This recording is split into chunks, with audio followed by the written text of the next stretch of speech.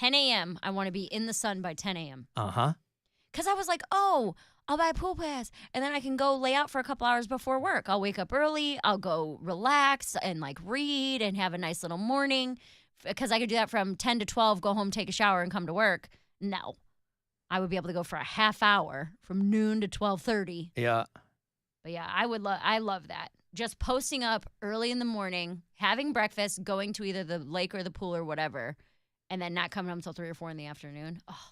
Yeah, my wife was lamenting that I hadn't gotten to the pool with them one time this summer.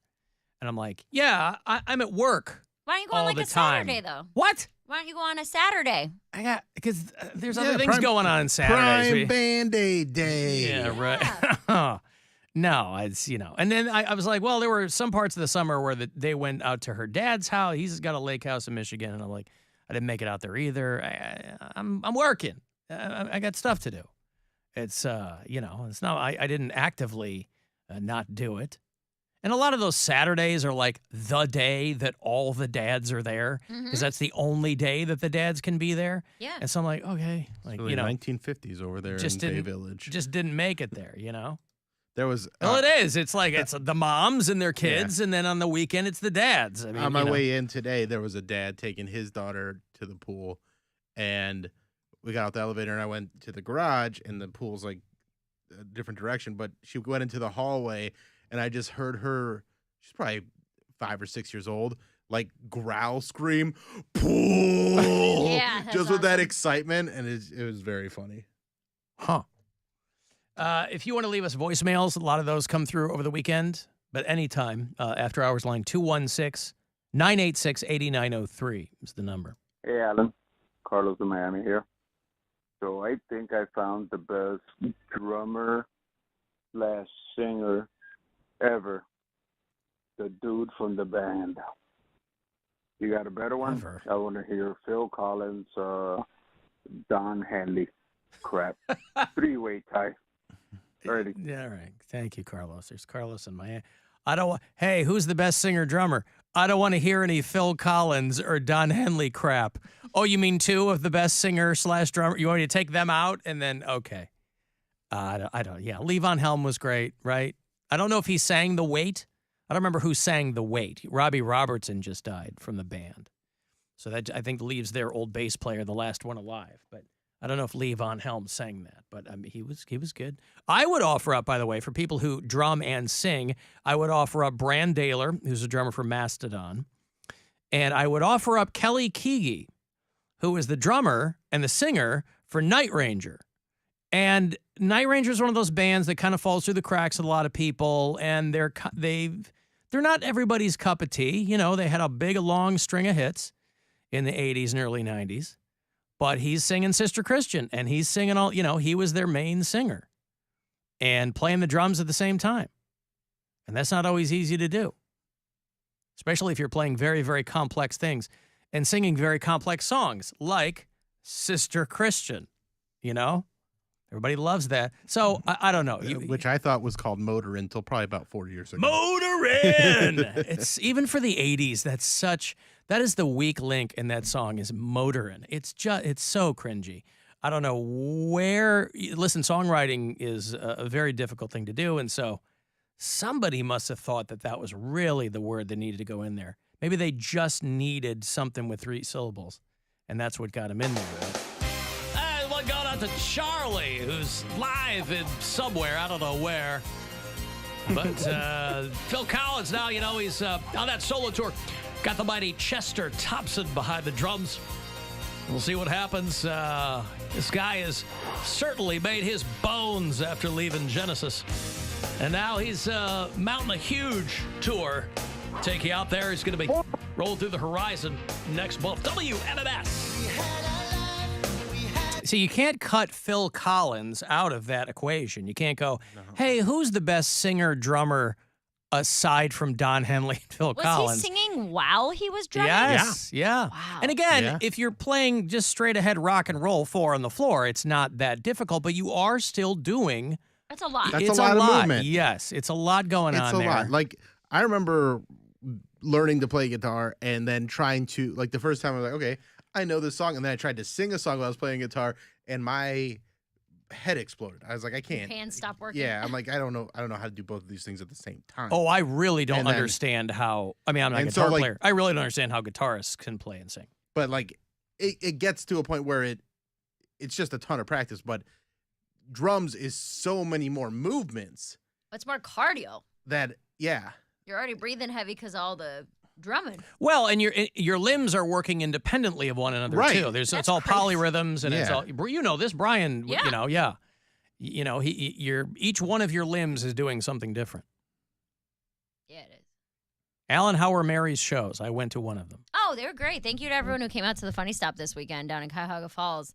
We had a great weekend of shows. The crowds were fantastic. Everybody was like giving a ton of energy. It was a really, really fun weekend. so not like when was it? Valentine's Day. No. The last time I was down there was on Valentine's Day. It was one of the worst shows I've ever had in my entire life. Like This a show. past The Valentine's Redemption tour. Yeah, it was like I cried when I got off stage. At the Funny Stop. I seriously debated why I was in comedy at that night.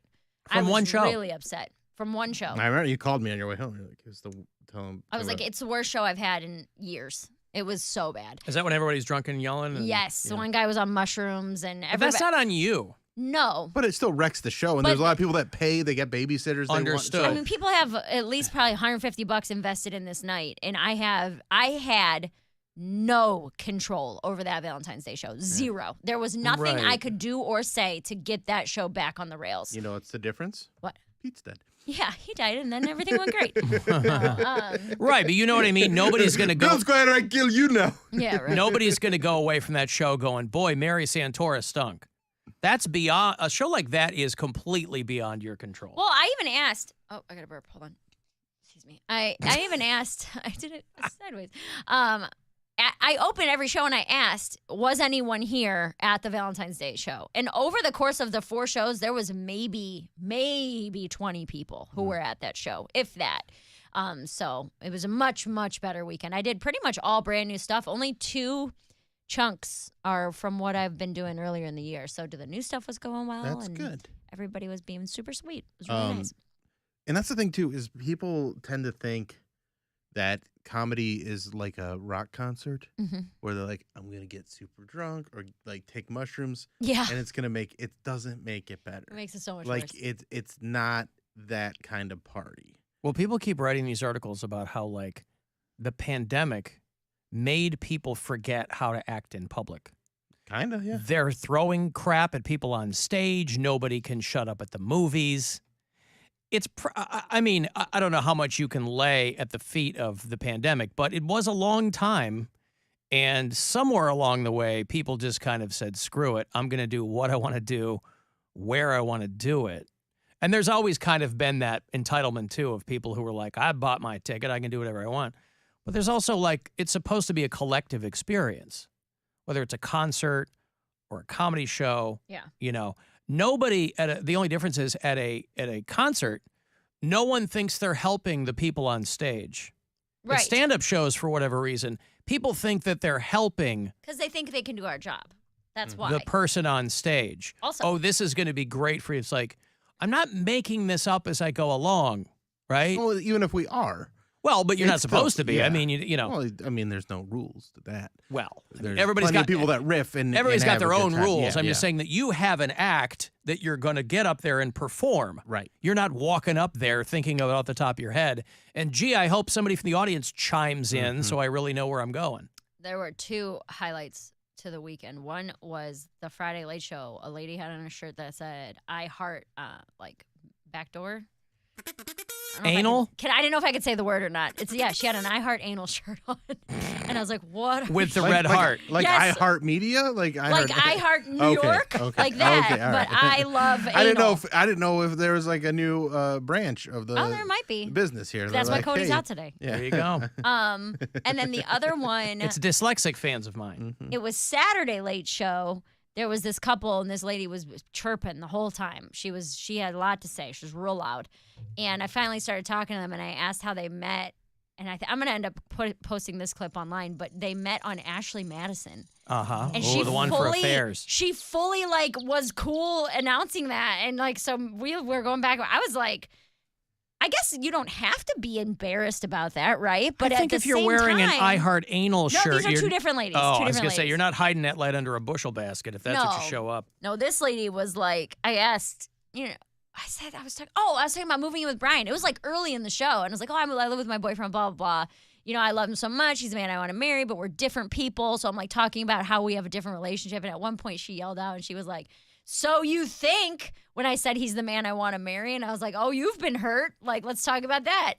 And then she was saying how she's with her guy now for 7 years. I was like, oh, how'd you guys meet? She goes, you want the truth? I was like, yeah, I want the truth. She goes, Ashley Madison. I was like, shut up. Like, they both were on there. They were both cheating on their spouses on this Ashley Madison site, which if you don't know, that's what it was. It was like, The cheaters come website. here and cheat on your spouse.